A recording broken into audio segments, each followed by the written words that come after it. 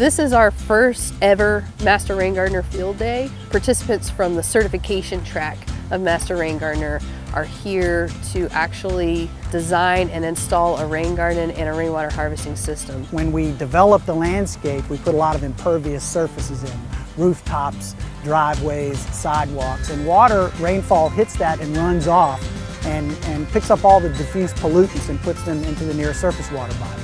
So these rain gardens are designed to interrupt that flow, let that water have an opportunity to slow down and infiltrate, which is much more of a natural process. We're seeing a lot of client calls coming into the Extension office of people dealing with water-related concerns, and the techniques that we're teaching in this course can help homeowners to alleviate some of those issues. We're using natural components of the landscape to be able to treat what many consider to be a problem, stormwater.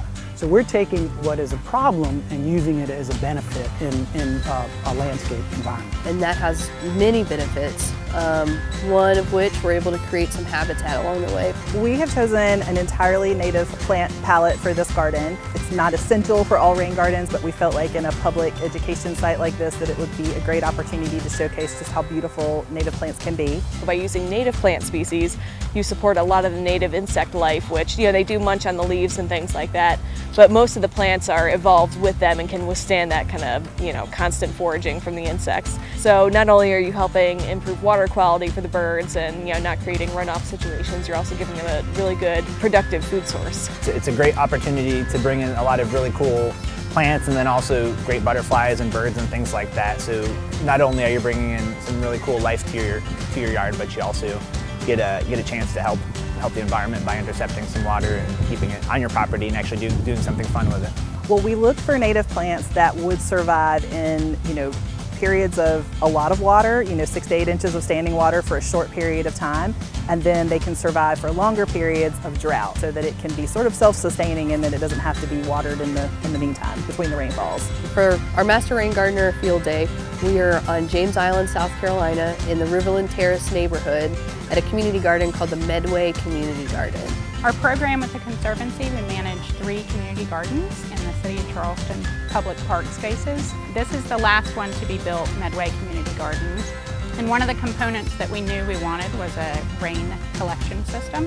The Clemson Architecture, Design and Community Build program designed and built the pavilion on site at the community garden, and they really wanted to incorporate a cistern on the pavilion, and we really needed a place for our field day, so it worked out great. The roof was designed and we had planned for a cistern and kind of rainwater harvesting collection system, which also helped manage stormwater on the site and to be used as an educational component for the neighborhood and the community to be able to capture the water from the roof, store it in the rainwater cistern.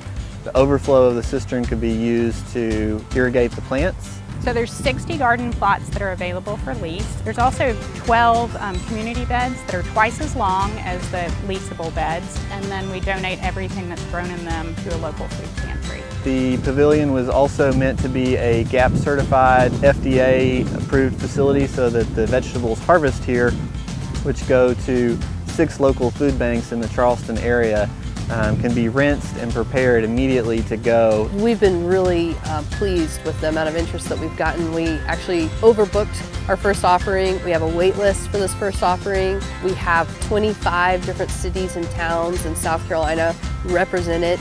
I think it's a great program. It's awesome to see that we have a lot of people in Charleston and also all over South Carolina want to be part of it. Well, I'm hoping to take what we've learned here and using it in our bird-friendly communities, possibly setting up workshops in those communities. Hopefully the homeowners in the area and local folks can participate in the workshop and then do it in their own homes.